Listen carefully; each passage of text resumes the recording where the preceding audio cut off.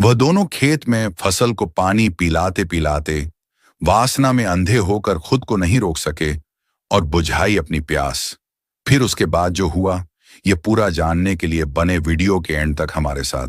और वीडियो को एक लाइक और चैनल को सब्सक्राइब जरूर कर देना। दोस्तों, गांव के किनारे भगवान सिंह का बड़ा खेत फैला था। इस बार खेत में प्याज की फसल लहलहा रही थी। हरी भरी पत्तियां हवा में झूम रही थीं, जैसे खुशी से मुस्कुरा रही हों। लेकिन इस खुशी के पीछे एक बड़ी चिंता थी, पानी की कमी। बरसात इस बार बहुत कम हुई थी।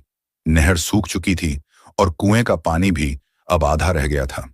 खेत प्यासे खड़े थे। अगर समय पर पानी न मिला तो पूरी फसल मुरझा जाएगी। यही चिंता भगवान सिंह और उसके छोटे भाई अरुण को हर वक्त परेशान करती। सुबह से लेकर शाम तक दोनों भाई खेत में मेहनत करते, लेकिन असली जिम्मेदारी तो रात में आती थी, फसल को पानी देने की। गर्मी के मौसम में दिन में पानी देना बेकार था, इसलिए रात में खेतों तक जाना पड़ता। लेकिन रात का समय अरुण को हमेशा डरा था। गांव में भूत प्रेत की कहानियां मशहूर थीं। कहते थे रात के अंधेरे में कोई अजीब चीखें सुनाई देती हैं और परछाइयां हिलती डुलती दिखती हैं। अरुण कभी अकेले बाहर नहीं निकलता। इसी बीच एक दिन अचानक भगवान सिंह को शहर जाना पड़ा। वह बोला, अरुण, आज रात को खेतों में पानी देना पड़ेगा। मैं नहीं रहूंगा, तू ही संभाल लेना। अरुण घबरा गया। भैया, मैं? रात को? मुझे तो बहुत डर लगता है। सुना है खेतों में भूत घूमते हैं। मैं कैसे जाऊं अकेला? भगवान सिंह हंस पड़ा। अरे बेवकूफ, तू बड़ा हो गया है फिर भी बच्चे जैसी बातें करता है। अच्छा चल, तेरी भाभी को साथ ले जा। वह बहादुर है, डरती नहीं। उसके साथ जाएगा तो तुझे हिम्मत भी मिलेगी। घर के आंगन में बैठी कोमल भाभी ने यह सुना और हल्की मुस्कान के साथ बोली, हाँ जी, क्यों नहीं, मैं अरुण के साथ चली जाऊंगी। फसल बचानी है तो डर कैसा। कोमल भाभी गांव की सबसे सुंदर औरतों में गिनी जाती थीं। गोरी रंगत, लंबा कद और ऐसा चेहरा कि देखते ही कोई भी ठहर जाए। अरुण हमेशा से उसकी सुंदरता से प्रभावित था, मगर कभी कुछ कह न सका। भगवान सिंह निश्चिंत होकर शहर चला गया। अब घर में कोमल और अरुण ही थे। रात का खाना दोनों ने साथ में खाया। फिर कोमल बोली, चलो अरुण, खेत चलते हैं। देर करेंगे तो प्याज की फसल प्यास से झुलस जाएगी। चांदनी रात थी, लेकिन जंगल की तरफ जाने वाला रास्ता अंधेरे और रहस्य से भरा था। अरुण ने कांपते हाथों से लालटेन उठाई। कोमल ने पानी की बाल्टी थामी। दोनों धीरे धीरे खेत की ओर बढ़ चलते चलते उसने डरते हुए पूछा, भाभी, सच बताओ, क्या वाकई में भूत होते हैं? कोमल ने मुस्कुराकर उसके कंधे पर हाथ रखा। नहीं बाबू, ये सब मन का वहम है। डर दिमाग में बैठा होता है। देखो, मैं हूं ना तुम्हारे साथ। उसके स्पर्श से अरुण को अजीब सा सुकून और हल्की कंपकंपी महसूस हुई। धीरे धीरे वे खेत में पहुंचे। प्याज की फसल चांदनी में ऐसे चमक रही थी जैसे किसी ने उस पर चांदी का लेप चढ़ा दिया हो। रात गहराती जा रही थी। चारों तरफ सन्नाटा था। बस झींगुरों की आवाज और कहीं दूर से कुत्तों के भौंकने की हल्की गूंज सुनाई दे रही थी। चांदनी ऊपर आसमान में जगमगा रही थी, लेकिन जंगल के रास्ते में पेड़ों की परछाइयां इतनी घनी थीं कि दोनों को रास्ता मुश्किल से दिख रहा था। अरुण ने लालटेन आगे बढ़ाई। उसकी रोशनी चारों तरफ अंधेरे में एक छोटा सा घेरा बना रही थी। अरुण का गला सूख रहा था। वह धीरे धीरे बोला, भाभी, अगर सच में कुछ हुआ तो? कोमल ने हल्की मुस्कान के साथ कहा, डरना मत।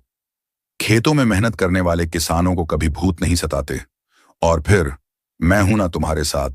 उसकी आवाज में ऐसा आत्मविश्वास था कि अरुण की घबराहट थोड़ी कम हुई, मगर अंदर ही अंदर वह अभी भी कांप रहा था। वे खेत तक पहुंचे। प्याज की फसल चांदनी में किसी हरे भरे समुद्र जैसी दिख रही थी। पानी का पंप खेत के किनारे पड़ा था। कुआं लगभग सूखा था, लेकिन पास की नहर से पाइप डालकर पानी खींचना था। अरुण ने पंप चालू करने की कोशिश की। कोमल झुककर पाइप को सीधा कर रही थी। लालटेन की रोशनी में उसकी पतली कमर और डीले से लिपटे वस्त्र देखकर अरुण का दिल तेजी से धड़क उठा। उसने नजरें चुरा लीं, लेकिन दिल में एक अनजानी हलचल शुरू हो चुकी थी। तभी अचानक हवा का एक तेज झोंका आया। पेड़ों की शाखें जोर से हिलीं और किसी के फुसफुसाने जैसी आवाज गूंजी। लालटेन की लौ कांपकर बुझ गई। चारों तरफ घुप अंधेरा छा गया। अरुण घबरा गया। भाभी! वह चीख पड़ा और डर के मारे कोमल को कसकर पकड़ लिया। कोमल भी अचानक चौंक गई। अंधेरे में उसका दिल जोर जोर से धड़कने लगा। उसने अरुण को सीने से लगाकर कहा, डरो मत, कुछ नहीं है, मैं हूं तुम्हारे साथ। लेकिन डर के उसी पल में दोनों का शरीर एक दूसरे से ऐसे चिपक गया जैसे कोई और सहारा ही ना हो। अरुण के कांपते हाथ अनजाने में उसकी कमर पर फिसल गए। कोमल के बदन में एक अजीब सी कंपी दौड़ गई। उसकी सांसें तेज हो गईं। अंधेरे और सन्नाटे के बीच दोनों के चेहरे इतने करीब आ गए कि उनकी सांसें एक दूसरे को छूने लगीं। अरुण ने फुसफुसाकर कहा, भाभी, मुझे बहुत डर लग रहा है। कोमल ने कांपती आवाज में उसके होंठों पर उंगली रख दी। शांत रहो, सब ठीक हो जाएगा। लेकिन उस स्पर्श में अब सिर्फ भरोसा नहीं था, उसमें कुछ और भी था। एक खिंचाव, एक अनजानी चाह। अरुण ने उसकी उंगलियों को धीरे से पकड़ लिया। कोमल ने विरोध नहीं किया।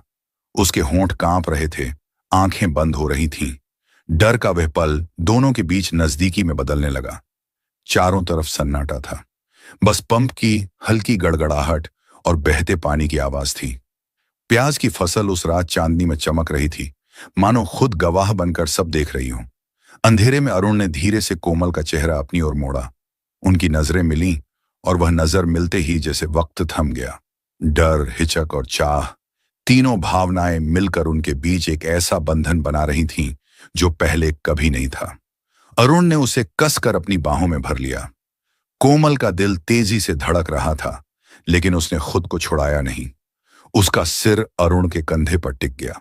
उसकी साड़ी का पल्लू हल्का सा खिसक गया और अरुण की उंगलियां उसकी नरम त्वचा को छू गईं। कोमल की सांसें और भारी हो गईं। वह फुसफुसाई, अरुण, ये क्या कर रहे हो?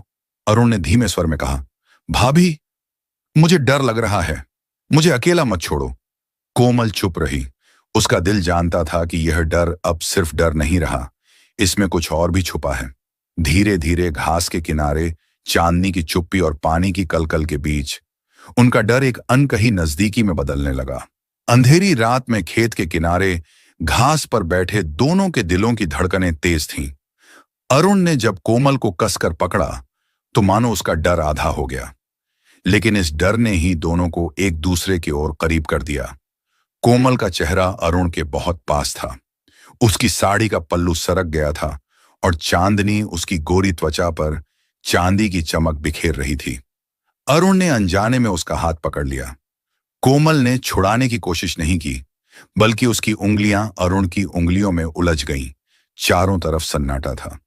पानी की धार प्याज की प्यास बुझा रही थी और उसी पानी के बीच दोनों का मन एक अनजाने प्यास से भर रहा था। अरुण ने धीमी आवाज में कहा, भाभी, अगर ये रात कभी खत्म न हो तो। कोमल की सांसें तेज हो गईं। वह फुसफुसाई, पागल हो गए हो अरुण, कुछ बातें कहनी नहीं चाहिए। लेकिन उसकी आंखें अरुण से हट नहीं रही थीं।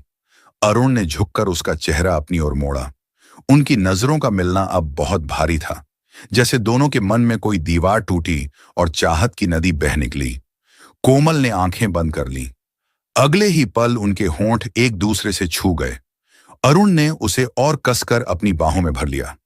कोमल का शरीर कांप रहा था, लेकिन अब यह कांपना डर का नहीं था, यह एक नई अनुभूति का था। उसका दुपट्टा घास पर फिसल गया।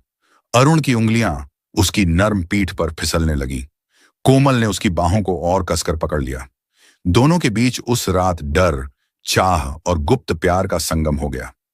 प्याज की फसल चुपचाप पानी पी रही थी। चांद गवाह था और हवा उनके शरीर की गर्मी को महसूस कर रही थी। उस पल में वे दोनों अपनी सारी सीमाएं भूल गए। समय रुक गया था। चारों तरफ बस वही थे, एक भाभी और उसका जवान देवर। काफी देर बाद दोनों थके हारे घास पर लेट गए। आसमान की ओर देखते हुए कोमल की आंखों में नमी थी। अरुण ने उसका हाथ पकड़कर कहा, भाभी, मैं कसम खाता हूं, ये राज सिर्फ हम दोनों के बीच रहेगा। कोमल ने उसकी तरफ देखा और हल्की मुस्कान दी। हाँ अरुण, ये हमारी जिंदगी का ऐसा सच है जो कभी किसी को पता नहीं चलेगा।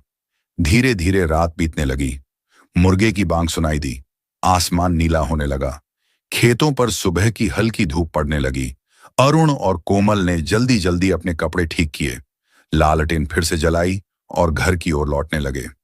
दोनों के बीच अब एक अजीब सा सन्नाटा था। वे एक दूसरे को देख रहे थे, लेकिन कुछ बोल नहीं पा रहे थे। घर पहुंचकर कोमल ने आंगन में पानी